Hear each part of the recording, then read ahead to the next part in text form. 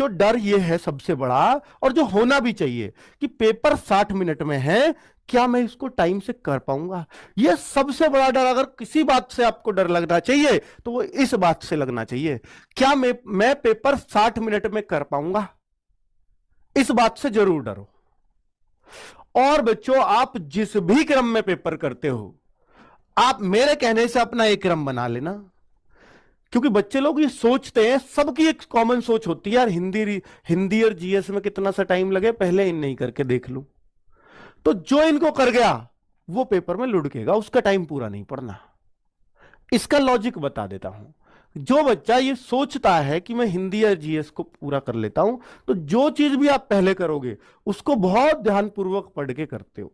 GS के 20 में से आपको 12-13 क्वेश्चन ही करने लायक आते हैं, और आप पूरे शुरू में करोगे ना, पूरे 20 के 20 पढ़ोगे उनको ढंग से। जो चीज आपकी 5 मिनट में 4 मिनट में होनी चाहिए थी, वो इसी कारण 8 मिनट में हुई या 9 मिनट में। इन्हें 4-5 मिनटों का पूरा असर यूं समझ लीजिए मैथ पे आएगा आपके पे, या रीजनिंग पे आएगा, तो जो बहुत ही गंदा असर डालने वाले हैं।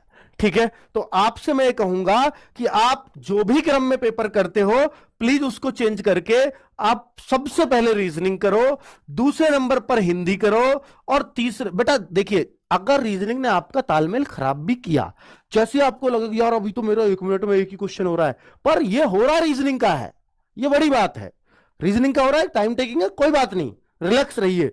1 मिनट से फिर भी पहले करने की कोशिश करिए, पर 1 मिनट में भी एक हो रहा है। एक तो बच्चा कर रहा है हिंदी और वो खुश हो रहा है, यार मैंने 10 मिनट में 15 क्वेश्चन लुढ़का दिए। तो भाई तूने कुछ नहीं किया, तूने तो बहुत टाइम खा लिया, ये तो 20 से भी ज्यादा होने चाहिए थे। पर वो खुश हो रहा है कि मैंने तो बहुत अच्छा चल रहा हूं। नहीं, अच्छे नहीं चल रहे हो आप, बेकार चल रहे हो। लेकिन आप रीजनिंग के 15 मिनट में 15 क्वेश्चन भी कर पा रहे हो, बढ़िया है, कोई दिक्कत नहीं है, कोई समस्या नहीं है। ठीक है, इस तरह से अपने टाइम को मैनेज करना। तो बच्चों, अगर आपका कुल मिलाकर के ये भी हो जाता है कि सर मेरा ना रीजनिंग में थोड़ा सा ज्यादा टाइम लग गया, मैं तो 15वें पर ही हूं, मेरे 17 मिनट खत्म हो गए, तो 1-2 मिनट का जो बैलेंस है, जो बिगड़ा है आपका, वो हिंदी में पूरा कर लोगे, उसको जीएस में पूरा कर लोगे जल्दी से पढ़ करके।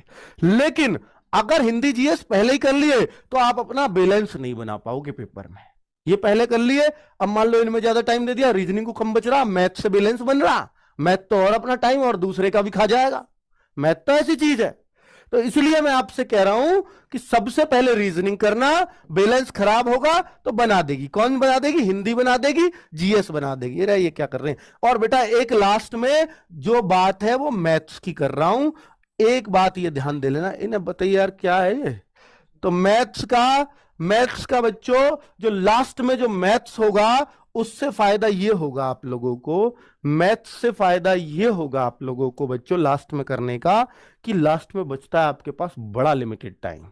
अब बहुत सारे बच्चों को ये दिमाग में रहता है, सर लास्ट में मैथ्स में तो हाथ पांव फूल जाएंगे, हाथ पैर फूल जाते हैं, वहां तो घबराहट चरम पे होती है और ज्यादा, तो उस टाइम पे मैथ्स का सवाल जो आ रहा है वो भी गायब हो जाएगा हमसे। ये एक सोच होती है, पर आप यकीन मानना, ये सोच आपको फायदा करती है, नुकसान नहीं। सर फायदा कैसे, बता देता हूं।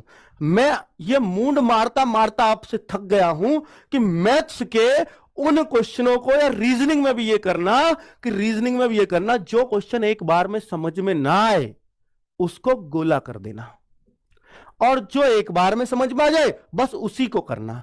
चाहे गोले आपको रीजनिंग में भी 5-7 करने पड़ जाए, कोई दिक्कत नहीं है। चाहे मैथ में आपको और 8-7 क्वेश्चन पे करने पड़ जाए, कोई दिक्कत नहीं है। पर आप यूं समझ लेना, आपको टारगेट ये लेके चलना है, पूरा पेपर मुझे 50-52 मिनट में करना है। 7-8 मिनट उन रिव्यू वाले क्वेश्चन को देना है जिनको मैं छोड़ के गया हूं। बच्चों ज्यादा छोड़ना चाहे कितने ही, कोई दिक्कत नहीं, 7 से ज्यादा गोले नहीं होंगे आपके रीजनिंग में, 8 से ज्यादा कभी मैथ्स में नहीं होंगे, और 8-7 15। इन 15 क्वेश्चनों के लिए अगर आपने 8 मिनट भी बच रहे हैं, ध्यान देना मेरी बात पर, 15 क्वेश्चन के लिए 8 मिनट भी बच रहे हैं, और आप इनमें से 8 भी कर गए, और निश्चित तौर पे कर जाओगे कि उस टाइम पे प्रेशर नहीं है पेपर पूरा पढ़ा है कि नहीं, क्योंकि लास्ट में प्रेशर खत्म है बच्चों। उन 8 मिनट में ये दिमाग में आएगा आपको कि यार पेपर तो हो ही गया है, अब इनमें से जो हो जाएगा मेरे लिए बोनस है। उनमें कॉन्फिडेंस चरम पे होता है। उन 8 मिनट को बचा लेना अपने रिव्यू क्वेश्चन के लिए, यह टारगेट लेकर के जाना, आप निश्चित तौर पर सफल हो जाओगे। उन 15 क्वेश्चन में से मैं निश्चित तौर पे कहता हूं उन 8 मिनट में आप 8 क्वेश्चन कर जाओगे, और वो 15 हैं जो आप कर ही नहीं रहे थे। और 8-9 क्वेश्चन अगर आप उनको कर गए जो आपसे हो ही नहीं रहे थे या टाइम ज्यादा लगता, आप उनमें से 8-9 कर गए, तो कौन रोकेगा आपका सिलेक्शन? बताइए, आप रुक ही नहीं सकता। तो बच्चों, स्ट्रेटजी सही अपनानी पड़ती है बस।